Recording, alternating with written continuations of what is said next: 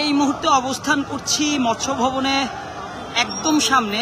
আমরা দেখতে পাচ্ছি যে জামায়াত সহ 8 দলীয় জোট দলকে একদম ওরা গণভোটের দাবিতে রাজপথে নেমেছে। তাদের প্রোটোকল নিয়ে যাচ্ছে হচ্ছে পুলিশ, আর এর ঠিক পিছনে হচ্ছে জামায়াত সহ 8 দলীয় জোট দলের মিছিল করা হচ্ছে। গণভোটের আয়োজন,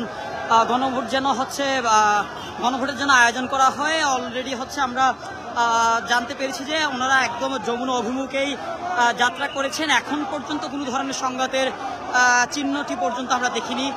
আমরা দেখতে পাচ্ছি যে একদম সারি সারি ধরে হাত ফাঁকা থেকে শুরু করে জাতীয় বাংলাদেশ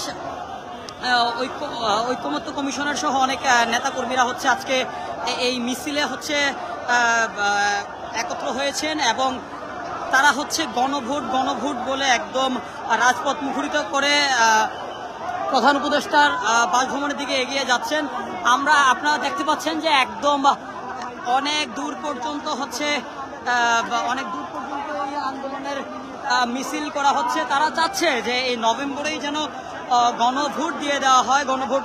আর হচ্ছে ওনাদের আরেকটা দাবিও ছিল যে জুলাই সংস্কারের জন্য যে নথিপত্র কিংবা হচ্ছে জুলাই সনদ, যেটাকে আমরা বলি, জুলাই সনদের জন্য হচ্ছে ওনারা আন্দোলন কিংবা দাবি দেওয়া করেছেন। ঠিক আমরা এই মুহূর্তে যদি আমরা একটু বিপরীতের দৃশ্য দেখাই আপনাদের দর্শক, এই যে ওইখানে হচ্ছে একদম জল কামান সহ ওনারা দাঁড়িয়ে আছেন। এখন দেখা যাক পুলিশ আর জামায়াতে ইসলামের নেতাকর্মীরা, জামায়াত সহ 8 দলীয় জোটের নেতাকর্মীরা মুখোমুখি অবস্থান নিচ্ছে।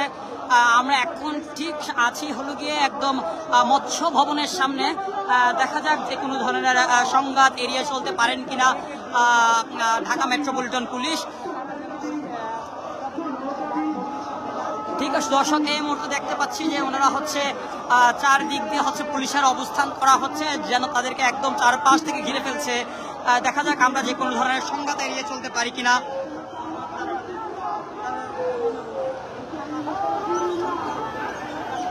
গণভোটের দাবিতে জামায়াত ইসলাম সহ